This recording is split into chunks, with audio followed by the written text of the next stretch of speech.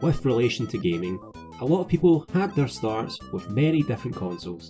At present, the main contenders are the Sony PlayStation, Microsoft's Xbox, the Nintendo Switch, and the Ouya. Sorry, couldn't resist. I've seen countless generations of gaming having started in the 4th generation, which preceded the conception of the PlayStation and the Xbox, and instead saw Nintendo competing in the market with their SNES against competitors such as TurboGrafx 16 and the Philips CDI. Funny how that worked out. However, the biggest competitor that Nintendo had at the time was Sega, with their Sega Mega Drive, or the Genesis as it was called in North America. The Sega Mega Drive was my first console, and I played a few games on it. Games such as Streets of Rage, Golden Axe, and also World of Illusion starring Mickey Mouse and Donald Duck. I recently revisited these titles through the Sega Mega Drive / Genesis collections on my Steam, and I came to make a realisation. These games were either incredibly hard, or I'm just not very good at video games. Now, it's probably both, although my money is on the latter. So I did some digging into some of the other games in the collection and came across Alex Kidd in the Enchanted Castle, a game of a series I've never played before.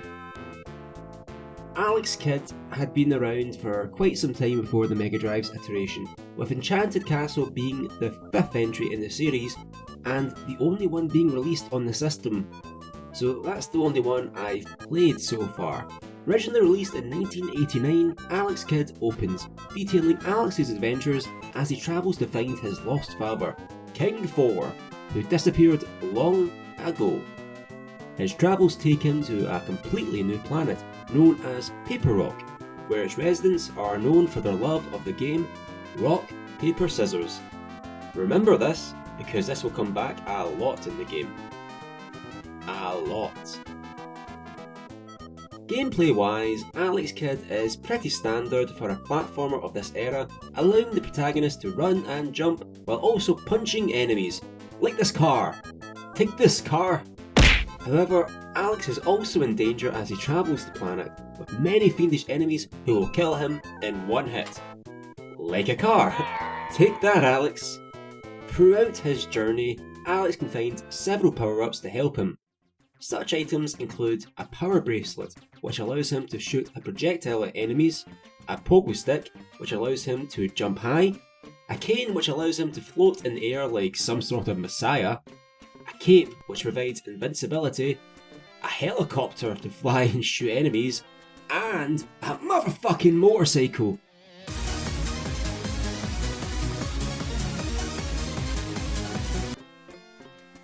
Each of these items are gathered into an inventory screen, and the ability to gain them isn't necessarily hard, it's just annoyingly bullshit. Since the planet has such a thing for rock, paper, scissors, it's shoehorned quite a bit into the game. As mentioned, the name of the planet comes from the love that people have for the game of rock, paper, scissors, and that all of the residents are experts at the game, and that anyone who isn't won't last long. What do you mean an expert? It's rock, paper, scissors, it's a game of chance. Throughout the levels are little houses that Alex can enter where he can challenge the resident inside to a match of rock, paper, scissors to try and win a gift, which consists of the power-ups previously mentioned. However, in order to participate, Alex needs to bet some coins. I mean, okay, it makes sense, I guess the winner will get all the coins. Will you bet your life? Excuse me? What?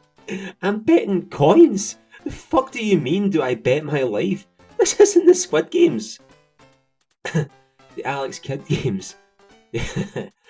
In Game of Thrones, you get trial by combat, but I suppose on this planet, trial by rock, paper, scissors will have to suffice.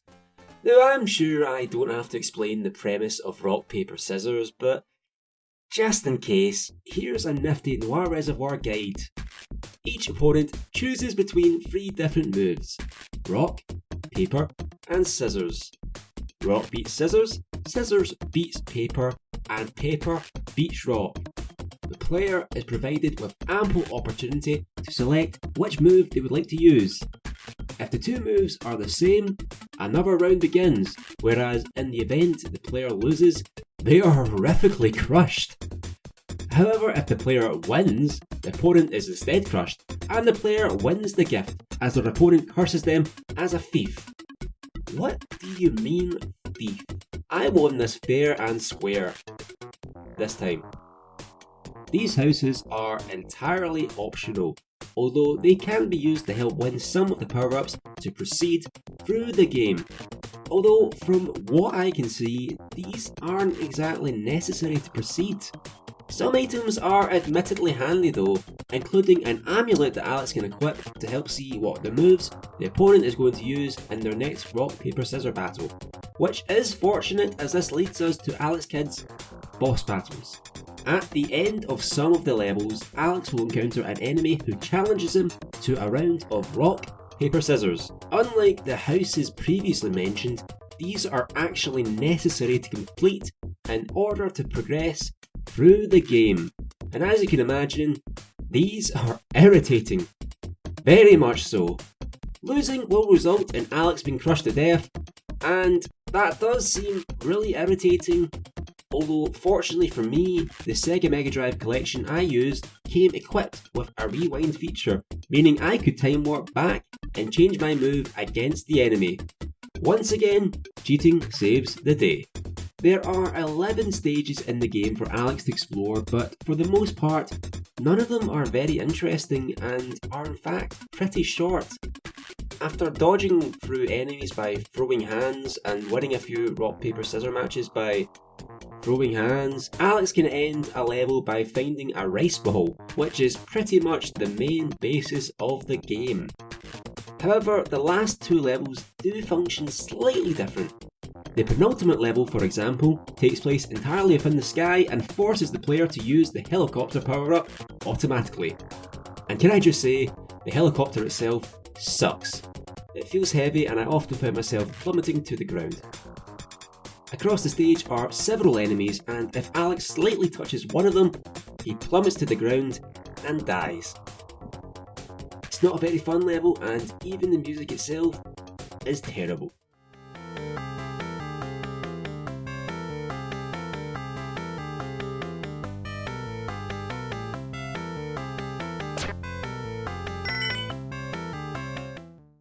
The final level consists of gameplay much like the first 9 levels in the game, taking place within a castle in the sky.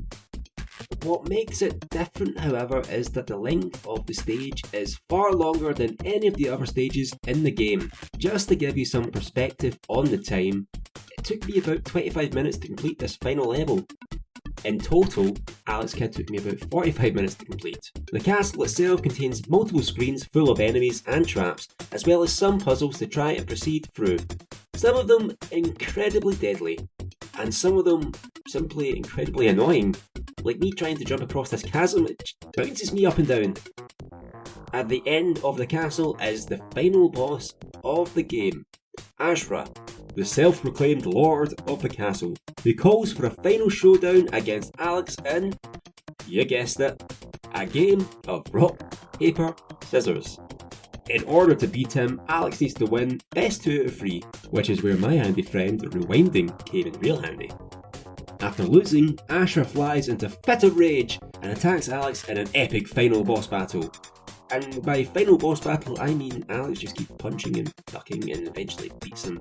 The evil incarnate then rushes off after being smacked around a few times, calling for his mommy. Alex rushes off to finish his foe once and for all, only to discover his father sitting on the throne. My god. After all these years of searching, Alex has finally found him. What a beautiful moment. Whatever will their first words together be? How do you like paper rock? Oh come on, are you for real? After all this searching, all we're going to do is get some small talk. The game ends, providing some explanations on what has happened. Apparently, Alex's father was not a prisoner at all, and he'd actually been using... Wait, what? He's a drug user? Oh, using Ashra, right. Don't put a full stop at the end of there. Jesus. It also turns out that Alex's father is a complete deadbeat of a father who abandoned his kid without telling him where. I mean, he thought you were dead, For. Some father you are. It also seems that For is the king of Paper Rock and is living happily. Perhaps it's because he has no kids. I mean, with all the death traps he's had, and the amount of soldiers he had as employed to prevent Alex from getting any further, perhaps his son could maybe have simply taken the hint.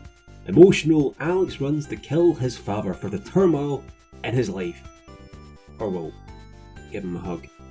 I mean, okay, if you're cool with that, I mean, guy's an asshole, and you might want to pursue some line of therapy, as this doesn't seem very healthy. With Alex killing a bunch of the residents of the planet Paper Rock, somehow this brought about peace between the two planets and they remained friends, thus ending what is truly a bizarre game. Want to make sure you don't miss out the next Noir Reservoir video when it's released? Then make sure you don't forget to subscribe to Noir Reservoir and click that little bell down there to be kept up to date on all future Noir Reservoir videos. Likes and comments are always appreciated, and why not consider checking out my Twitter for all the dank memes. I'm sure you won't regret it. Probably. So until next time, my friends, I'll catch you later.